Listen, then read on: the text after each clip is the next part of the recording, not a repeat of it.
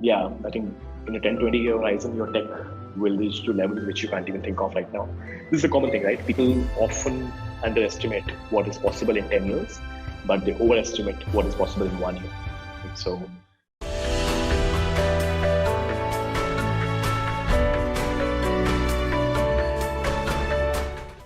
Hello, everyone. Welcome to the Creek Show presented by Creek, your go to platform where hustlers learn, connect, and interact with each other to scale up their startup ideas. This is your host, Akshita, and today we have on our show Rohit Taneja. Rohit is an alumna of IIT Delhi and a two-time founder. He's been around the block, to say the least. After co-founding a social payments app called Mypoolin, which was later acquired by California-based Wibmo, Rohit tested the waters for the second time by becoming a second-time founder. He embarked on a new fintech venture called Decentro amidst the pandemic, intending to reduce the integration time and capital expenditure for businesses in the domain of payments. Not only does he boast over 6 years of experience in the fintech industry, he also invests in ventures, and that's not all. Rohit also hopes to make an impact on climate and sustainability. So, welcome to the show, Rohit. It's a pleasure to have you with us today. We'd like to know, thank you. So, to start with, we'd love to understand your journey, milestones, who you are as an individual, and where do you see yourself going? sure, sure. Sure. So, I'm a fintech founder, first and foremost, that's how I really identify myself. And yeah, really love solving hard problems, wherever I can find them. But personally, relatable problems are what I focus on. And this is a common trait which you will see across, the companies that I've started. This is my second venture. My first one was in the domain of social peer-to-peer payments, which came in pretty much out of my own college experience, which we had, and I'm sure you being pretty young as well, you would understand that it's like the whole social life cycle of sharing money with friends is the painful one, right? Nobody likes asking money from a friend, right? So yeah, it's like so this was like a common problem we realized, and we wanted to solve this in 2014-15 when UPI was not there, and that's how we started out. And over the time, we learned, of course, the nuances of the fintech and the banking world. And eventually, that company got acquired. Probably we can discuss that in detail, along the course. And then started the second journey of Decentro, just around a year back. Yeah, that's just a brief about myself. Yeah. That's great. So after having worked in Sony for about 2 years, that in a different geography, Japan, as we know it, is a very saving kind of economy, I'd say. And so what essentially prompted you to start with Mypoolin? How were you over there, and how did you rectify a problem in India sitting in Japan? Sure. Yeah, challenge was like pretty clear in the final days as well, final days of my college. And it's not so much that I thought about it in Japan. I actually had thought about it in college itself, that okay, this is something which needs to be solved. Um, but yeah, I mean, like, was really afraid to start out, upfront, fresh out of college. Didn't really have much know-how, and didn't really have the connections as well. Um, and I think it was a good call to really work in Japan for a while. Got a cushion in terms of capital, in terms of knowledge as well on the corporate side. But yeah, I think from a like a transition perspective, one of the key things that really helped me transition to India was that Japan is a very risk agnostic country. Sorry, a risk averse country, right? So so they don't really like taking risks, and that's why you will see the startup ecosystem, is nowhere close to what India has or what US has. So yeah, that's something which I found wrong to be, from a point of view of Japanese society, and yeah, that's what really triggered me that okay, this is not really the place for me to be if I have to take big risks and I have to solve large challenges. And yeah, eventually decided okay that yes, India was a better place to come, and solve some of these challenges there.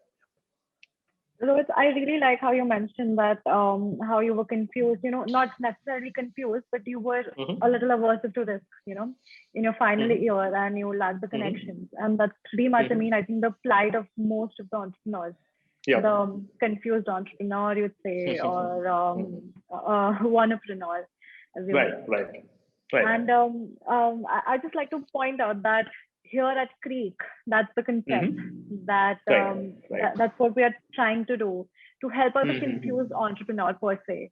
That the ones Mm-hmm. who have no know-how, who have very little know-how, Mm-hmm. but we see Right, that often there are great ideas right. that even college folks come up with.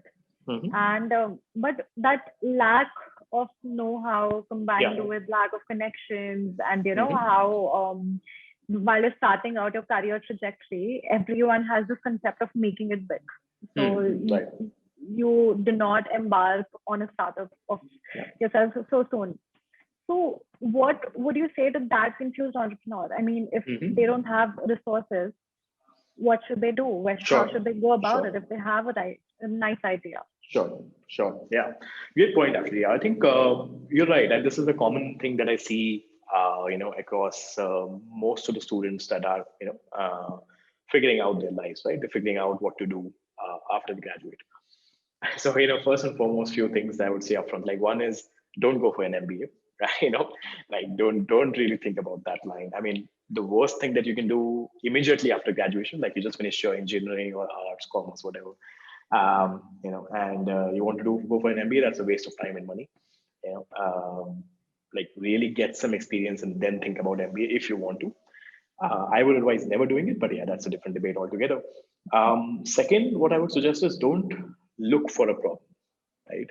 Um, Rather, just go through your daily life and see the problems that affect you or the ones close to you, right? Don't go out of the way looking for a problem. This is a common mistake that people do. They think, okay, that I want to do something, and then they start thinking, okay, what do I want to do? Right? It has to be the other way around. It has to come from within, right? Your mind and your heart should be driving you to say, okay, this is what I want to solve, and this is what I want to solve for the next 10 years, right? Otherwise, what will happen is you will have a good starting, right? I mean, the first year is the most exciting year of the company, and that is when the after that is the when real test starts. So one of the common quotations that I share with a lot of my friends and any of people who want to start up again is enthusiasm is common, endurance is rare, right?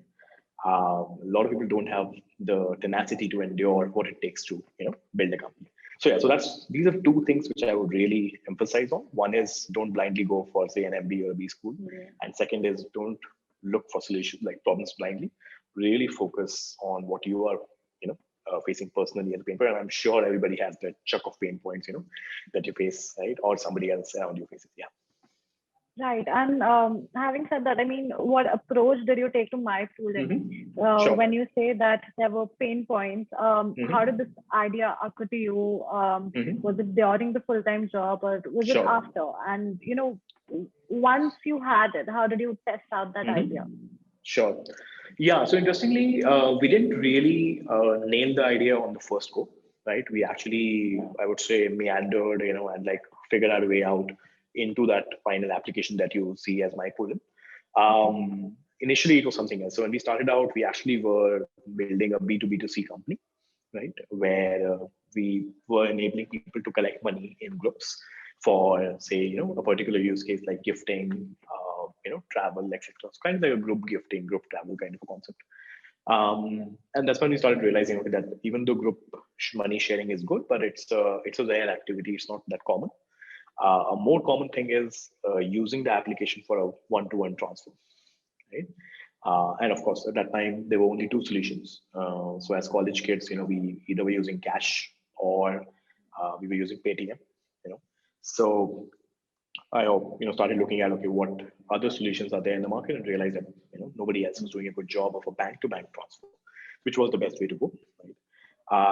And yeah, that's how this transition of a B2B2C app to a B2C app, came in out, where we started calling it Mypoolin and then launched a final application. Yeah. Mm, mm, right.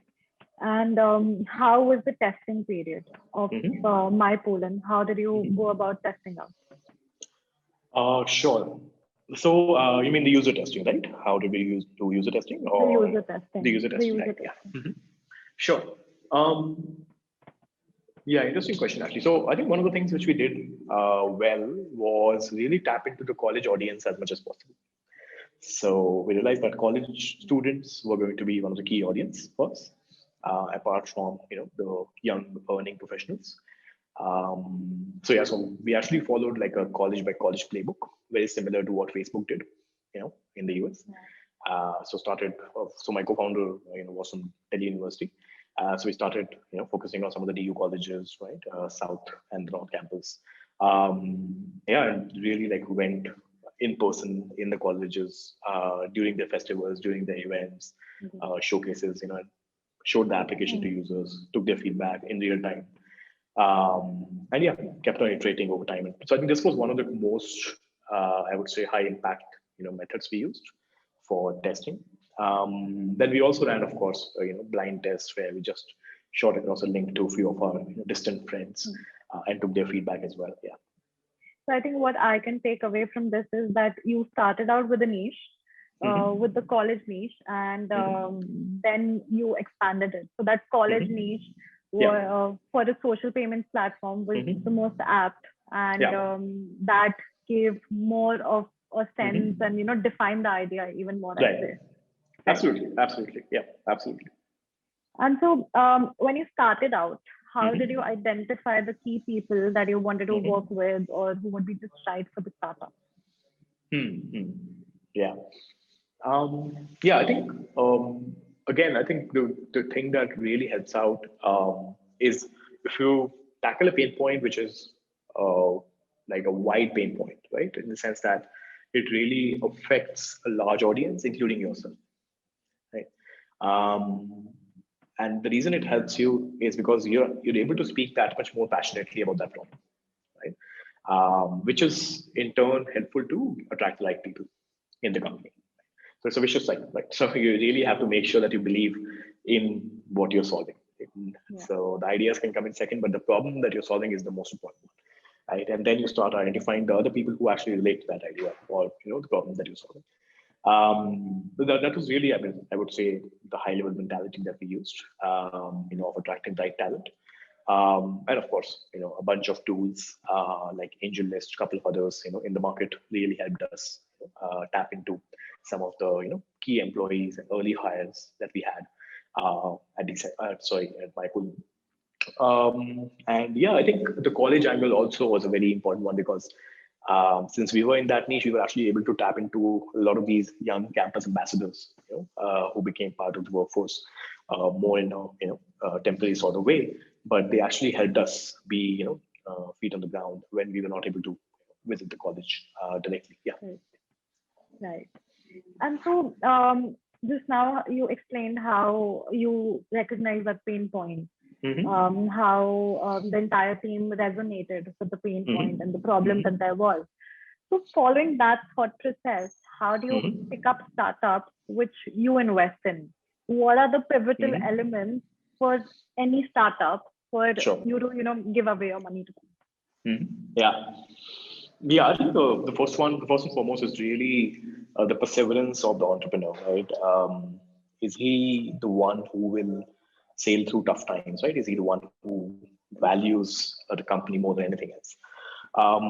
That is something which is hard to assess easily. You really need to get into the deep conversations with the founder, and try to meet him in person, of course. That's the first and foremost, right? So I really try to see the grit and his endurance capacity. I'll give you an example, like say, somebody who is just left a cushy job and is looking to raise money straight away, without building anything. It's a strict no, right? I mean, that's like the worst thing that you can do for a company. So yeah, that's one thing, right? Then second thing which I look into is, of course, the market, right? How big the market is, which is something which is fairly common for an investor to assess. Mostly, it's not that hard to assess the market. important. And then the third thing is, of course, your team and execution plan. How are you planning about executing this? And I would say like these are pretty much in the order of priority for me. So the first one, second, and third. Yeah, these three pretty much help me make that decision. Great. And since we're talking about markets, so what markets and industries do you anticipate are coming up in the following years? Yeah, a lot of them. So I don't think we'll have time to cover them all. But yeah, let's take a few high impact ones, right? So um, like one would really be self managing and self driving everything, right? So till now we have only thought about self driving cars, right? But if you apply that concept to pretty much any electronic device and even a physical building, right? So you can actually have self-managed offices with the use of IoT and the entire sensing tech at your disposal. You don't really need a physical person to manage a building, right? So the building should be able to manage itself, both in terms of security, in terms of bill generation, in terms of handling the electricity, handling the water supply, everything. Right. So I think self-managed tech itself is going to explode eventually, right? Because people will have less and less time for these activities, which in turn means that a lot of the workforce will get displaced, right? So a lot of the workforce, including remember the old days when you had those lift operators, right? Yeah. People who used to operate the lifts, right? You don't need a lift operator nowadays, right? The same way as you will not need a building operator or a security guard in some time, right? So yeah, so I think that's something. And obviously, then they will have to upskill themselves or reskill themselves into something else. Yeah, I think this is something which is for sure happening. Then I think a lot is happening on, for example, the deep tech, right, where people are going deeper into, say, reversing your aging process or halting your aging process, for example. Yeah. Then people are trying to invent mRNA vaccines for those diseases which have did not really have an mRNA vaccine, like malaria is one example. Yeah, I think these few examples are what come to my mind. There are a bunch of more, of course, but yeah. Right. So I say that all of them are related to tech. And is it because you are biased towards tech, or is it because the tech is the future? Yeah, I think the tech is the future, right? Obviously, there are. So I look at when you ask about, say, the future ideas, I look at the future as like 10, 20, 30 year horizon. I don't look at it as a 2 year, 3 year horizon. Yeah, I think in a 10, 20 year horizon, your tech will reach to levels which you can't even think of right now. This is a common thing, right? People often underestimate what is possible in 10 years, but they overestimate what is possible in 1 year. Right? So yeah, that's like a common human tendency that we do. Right. And on a side note, since Creek is a platform for guidance and mentorship, how can entrepreneurs approach you for guidance and for getting mentorship or even funding for that matter? I think it'll be really advantageous for our listeners for receiving what they need, the resources that can be at the disposal. Yeah, absolutely. Yeah, so I think the best way to reach me is definitely LinkedIn and Twitter. Fairly active on these platforms, and I think I'll be active on Creek as well once the application is out in the market. So yeah, looking forward to use that as well. But yeah, pretty much right now, LinkedIn, Twitter are good ways to reach me. I'm on Twitter at Sunnyboy Rohit. That's my handle, and that's the best way. Yeah, that's really great to know. And now moving to the second part of your professional life. I'd say in 2020, you founded your second startup. And what were some of the key learnings during first startup that you applied here and they helped you immensely? Yeah, great question. I think the first one is quite a few. So yeah, so the first one really that comes to my mind is making sure that you're able to give speed to the product and double down when you know it is the right time, right? So I think a lot of people underestimate speed, right? A lot of people really underestimate the the advantage and the moat that you get if you move fast, right? So it's a cycle. So if you look at it, right, if you are able to execute fast, you're able to get the product out in the market faster. Your customers are happy, your team is happy, and you are happy, right? So this cycle continues, right? Well, if you're able to execute faster, that's one of the key things that we really emphasize a lot on. So I think one of the mistakes I would say maybe, in the last one that I did, we were not fast enough, is what I would say. We should have experimented fast enough. We should have moved faster in the market. We should have been more aggressive, with our execution.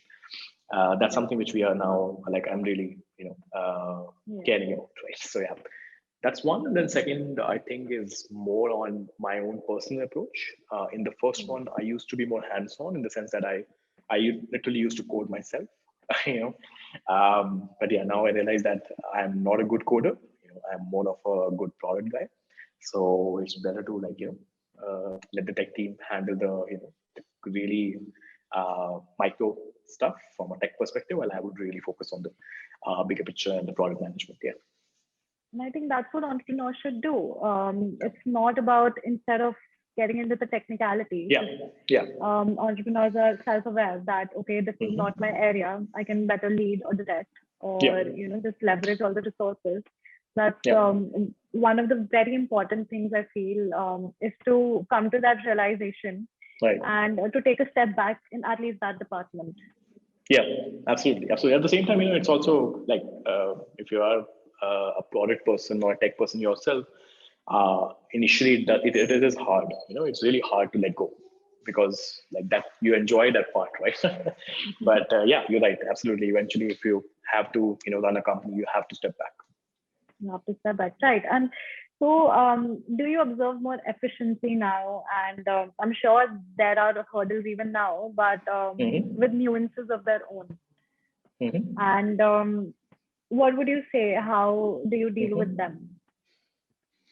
So you're saying my personal perspective on managing the tech, is that what you're saying? On managing that, how the hurdles that come across come your way, how do you deal with them? Sure. Yeah, I think obviously one is that once you start the second time around, the usual hurdles don't really come around. Like the easier hurdles go away. It's definitely newer hurdles that come into play.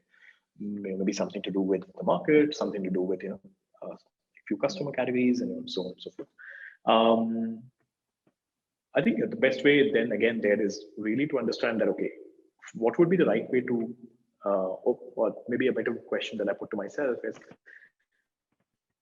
what is the ideal way that this problem could have been solved? Right? If I were to imagine no restrictions whatsoever, right? From a capital or from a regulatory perspective, what was really the ideal product that could solve it, right? So that is like the first principles approach, right? And then reason up from there, saying, okay, now that I know this is what the ideal product should be, right? Then we start applying the constraints on it, right? Okay, this regulatory says this, so I need to do this, so on and so forth. And then you start shaping up. It's pretty much like that, clay shaping, so to say. So you start from a ball of clay, which is your foundation, and then you start shaping it up, into a building, so to say. Right. And so, Rohit, at the Creek Show, we try to break down everything in extremely layman terms for the entrepreneurs or the students who might be listening to us. So, could you break down what Decentro is in language as non-technical as possible? Sure, absolutely. Yeah, so let's imagine that you want to launch a fintech company, right? Or you are a fintech company and you want to launch a new product in the market. In the old world, you would have to go to the bank and take the integrations from them, right? So these could be, like money flow, payments, right? UPI, APIs, any of these integrations, so to say, right? For example, if you're building Google Pay from scratch, that's how you would do it, right? You would approach 3-4 banks and then start integrating with them. It would not only be technically cumbersome because the banks' documentations and their tech processes are fairly broken, but it would also be business-wise cumbersome because you would spend a lot of time and money in these conversations with the banks, right? It's like reinventing the wheel, because people have already done these integrations earlier, right? So you would be spending the similar amount of time and money just for a very specific integration for something that could be available off the shelf, Right. right? So that is what we are solving for. So we're giving you those integrations off the shelf, right, in a plug and Right. play fashion, where you don't need to go to the bank, you don't need to spend those months, and those lakhs of rupees in those time on the integration. Yeah. One thing that particularly stands out for me is that how having starting a venture has never been easier. Right. There's for every problem you have solutions out there. Let's say Decentro for that matter, or if let's say I was an entrepreneur and there were little problems along the way, it wouldn't be those big of a problem because now there are platforms especially catering to such little inefficiencies or gaps in the everyday life of the business. Yeah. And which makes me feel that India has come a long way when it comes to startups. Right. No, absolutely. I think you're right. If you look at the quality of, companies that are starting up, right? It's pretty good. I mean, I think there obviously there's scope because I look at the future, like what can be.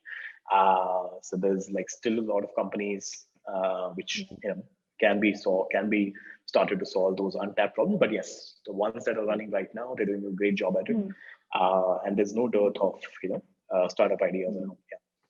And since you say untapped problems, a lot of us out here, we want to be entrepreneurs, but we don't know what problems are there. And I'm sure that being an outsider, you really cannot rectify these problems. You cannot find out about them. You need to be in the industry to be able to identify a gap. So how would you go about, or what would your advice be to the ones looking to tap into problem with their outsiders? Sure. So again, like the one thing which I mentioned is like identifying problems outside your domain or outside your sector is not really the best way to do it, right?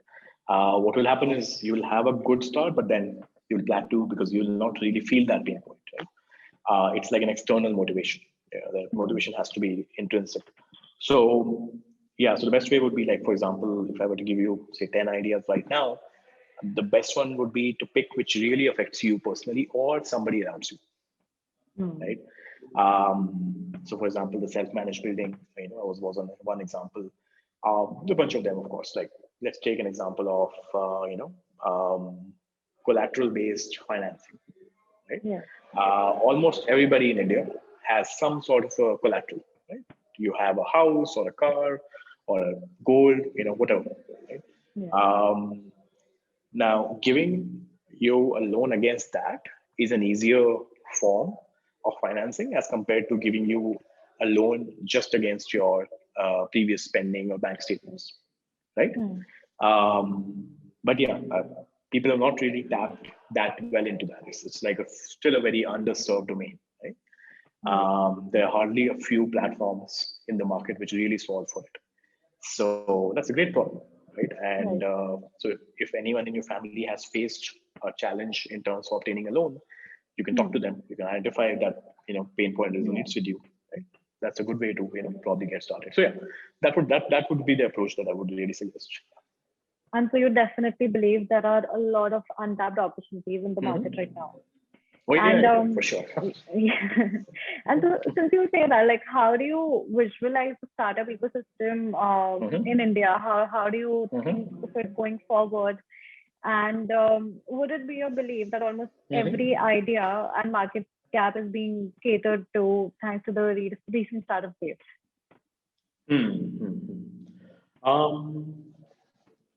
I think one of the things that is very different in India is, by default, we have leapfrogged a lot of generations, right? So we have leapfrogged the credit card generation.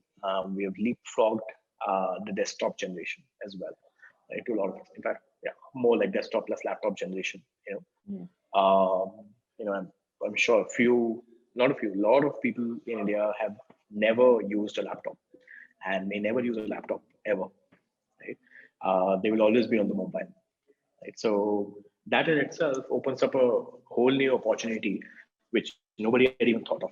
Right? So, for example, giving them access to capital, giving them access to just basic education on the mobile, right, is something which is, as you can see, there are a lot of these ed tech companies that are coming up, and they need a different sort of an execution because it's on the mobile as compared to the web, right? So yeah, I think from an opportunity perspective, like really, like just observing this trend of how India is evolving from an Indian context. Like if I were to speak specifically in that geography, that's really the first starting point. Look at the Indian evolution, look at what's happening in the Indian market, then start to identify few of these pain points which are relatable to you, right? And then zero down one or two of them that seem big in the market side. And also one of the key things that I'll emphasize is don't really go niche, even if there is a big pain point. But the market is small. Like for example, if there's a huge pain point for people over the age of 80, or 90 in India, you may do a great product, but it's a very small market. Right. So that's something which people have to be really conscious of. So they should be conscious about how they can start out from a niche, but they should be well aware that they need to expand, move forward from that niche. Shouldn't be stuck in that zone. Great. Absolutely. Got it. Absolutely. And if we talk about industry specific fintech, that is, what is the future for fintech in India? And I'd like to know, especially in the rural geography of India, how do you see it going about? Yeah. I think fintech in India is for sure one of the unique, situations right now. So if you look at, I think no other country in the world really has an infra like UPI, right? It's a fairly new, right, infrastructure.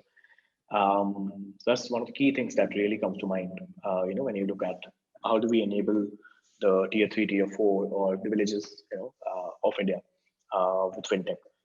So yeah, for sure, UPI is going to be a key builder, and India Stack is doing a great job at it, of enabling a lot of these APIs, for like the undigitized, Indian population till now.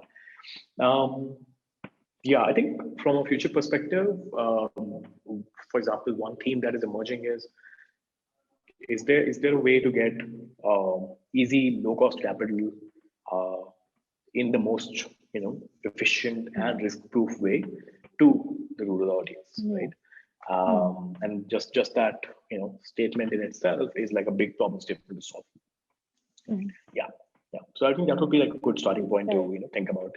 But I definitely agree when you say that UPI is going to be a key builder. And I have been in tier 3 cities and I've seen them accept Paytm payments. Right. And I've seen how small businesses are being empowered because of this very platform, so easy and convenient for everybody. Right. Absolutely. And we are very excited to discuss about your YCombinator experience. Sure. So Decentro is YCombinator backed, and barring the funding aspect, how did the experience add more to your life, to the startup in itself? Please tell us about it. Sure. So I think one of the key things which YC really helped us, helped me personally, is to really emphasize on the customer as much as possible, right, above everything else. And I think this is something that gets mentioned a lot, and it's fairly common, but it's easy to lose focus from this key aspect, right? So like consistently bringing yourself back to what the customer wants, what he's looking at, is one of the key, I would say, challenges for a founder in the early stages. I think that's something that really YC, helps you down on and helps you, emphasize on what really is important. The second thing, which comes out from the experience itself, apart from the funding, is really the network and the quality of the people, right? So In fact, yeah, funding may be the last important thing, when it comes to a Y Combinator experience. Like that's really, I would say, the last thing that anybody would look at. Like their network and the quality of people that you interact with. In fact, like we still get a lot of inbounds, both on the hiring front as well as on the investor front, purely because of being a YC company, right? So I think that filter and the bar that they have created for accepting companies in a very close cohort, right, and then taking them through a rigorous, like intensive camp, so to say, for those 3 months. I think that's an amazing thing. Yeah. Right. And so that streamlining really helped you to shift the focus, shift and reshift the focus, I'd say, time and again. Yeah, absolutely. Yeah. So I think, so like, as I said, like the sad thing that happens with a lot of startups is that there's also a lot of noise, So, right, there's like so many media outlets now, and there are so many articles out there. Like you can literally spend the whole day just reading articles and not do anything, right? Which will not really add value that much, as compared to like just executing and focusing the company. Yeah. Right. And so it's very important for an entrepreneur to filter out, I think in today's time, there are a lot of resources, for everything. There's a blog, there are interviews, there are podcasts, but how do you know what's the best for you? Because I'm sure none of the authors are wrong, none of the content creators are wrong, especially the ones who created and started the startup by themselves. But it isn't like one shoe fits all. Yeah. And so how do you know what's best for you? Yeah, you're right. I think it's definitely not easy. I think the probably best way to do that is to look at the people who are a part of that show, right? Or people who have written, so for example, from the context of a blog, people who have written blogs, right? So I would emphasize more on the person, and what he has, like what his experience has been, what he has been through, what is he doing right now, and if that is relatable to you, I think that is the best way to go about it. So to give you an example, there are a lot of amazing entrepreneurs who are bootstrapping their companies, right? And then there are a lot of amazing entrepreneurs who are raising capital and then running their companies. And as I said, both sides have their own, different journeys and pros and cons. So, like, if you were to choose a particular one, the best one would be to choose the one that relates with you in terms of your own journey, and just like focus on those podcasts and blogs, and articles where these guys have been there. So yeah, that's the way I would really pick what to do. Right. And so let's move on to the second part of today's episode. It's called the Hustler's Corner. So over here, you will share your rules of thumb, top tips, books that you benefit from, and what to do when in doubt. So shall we begin? Sure, absolutely. Yep. Okay. So first question is books which made you, top recommendations, and what are you reading these days? Yeah. So I'm reading, I actually read few books in parallel. I don't read one book at a time. So I'm reading one, which is a second biography of Steve Jobs. It's called Becoming Steve Jobs. Not a lot of people are aware of it. Most people know the old Steve Jobs biography, which is written by Walter Isaacson. This one is like, much better one. I would really recommend that. The second one, which I'm reading right now, is Principles by Ray Dalio. It was actually gifted to me by one of my interns in the company. That's the second one that I'm reading right now. In terms of books that really made me, I think, Elon Musk's biography is really impactful, to read. And it's like, obviously, and I'm sure many of the other entrepreneurs would agree, and it's really like an idol in terms of his perseverance and dedication on, what he's doing, why is he doing it. So yeah, that's one of the key books I would say. There are a bunch of others as well, but yeah. Right. And what would you recommend to the entrepreneurs, especially? For sure, Becoming Steve Jobs is an amazing one. I would really recommend this new one because this shows the struggles of Steve Jobs as compared to the glorious side of it. And as I said, like, people don't really, they're not aware of the struggles until you go deep into that. I would recommend that for sure. I would recommend 0 to 1 for sure. That is an amazing book, especially if you're starting out right now. And then maybe at a later stage when you're like, 3-4 years into your journey, I would recommend one book called The Hard Thing About Hard Things, which is for like a late stage company. Yeah. Right. And what are the most common mistakes that entrepreneurs make during the early stage? Right.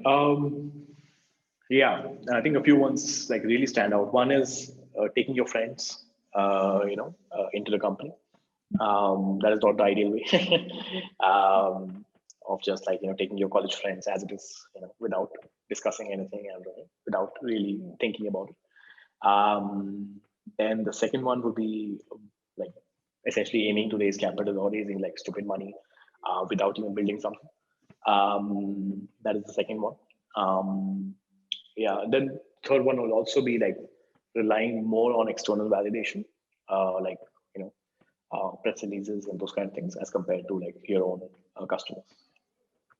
Right. And I'd say an entrepreneur's journey is exceptionally difficult because of the daily highs and lows. There is much unambiguity, and I'd say there's much ambiguity involved, confusion, and tendency to be demotivated naturally. So, what are your tips to be combatant to that? Yeah, so you really need to have. So one of the things that really helped me, I think this is where the Japan experience probably comes in, is learning from Japanese philosophy. So I love their philosophy and love the way those guys think, on some topics. So for example, one is their ninja lifestyle, like the way ninjas operate. I actually, try to emulate certain things from the ninja lifestyle, so to say. So, for example, just to give like a fun example which comes to my mind is, I actually take pride in the ability of waking up at any time whenever I want without feeling sleepy. In the seconds that follow. Yeah, like most people are like they laze around the bed for a while and then they wake up. But like, if I want to wake up, I'll wake up in a fraction of a second, and you won't even feel that I was sleeping a minute before. But yeah, this is like just just a fun random quirk that I have. Yeah, I think generally taking cues from that, really remaining stoic, remaining focused, remaining agile is something that helps you, combat those highs and lows throughout life. Yeah. I think that's really one great piece of advice because especially during startups, you need to be really lean, agile, and very fast moving. It's a dynamic environment. Yeah. You need to move with the time. Yeah. Yeah. Yeah. Absolutely. Absolutely. For sure. And what are your top mental models and the rules of thumb which equip you and the business to tread efficiently closer to the milestones and the goals that you set? Sure. Yeah. So one is keeping an eye out for the right people and the right motivations. It's like this is a trait which is only acquired. Like nobody's born with that. Because once you start interacting with people is when you start realizing, what are the different kinds of people and what are the different kinds of motivations, right? So extremely important to realize that, analyze that fairly quickly. Then the second thing which I place a high value on as a mental model is the speed of decision making. Try to make fast decisions as much as possible, especially those that can always be reversed, right? Like obviously, if it's like a life-changing decision, for sure, take time. But yeah, if it's most of the decisions are not life-changing, most of the decisions are like just decisions. Right. You can actually come back from them. So like really emphasizing that. So I think these two are, I would say the ones that really come to my mind right now. Right. And so how did the first 100 days of Mypoolin look like? What was the learning curve? What could you have done better in hindsight?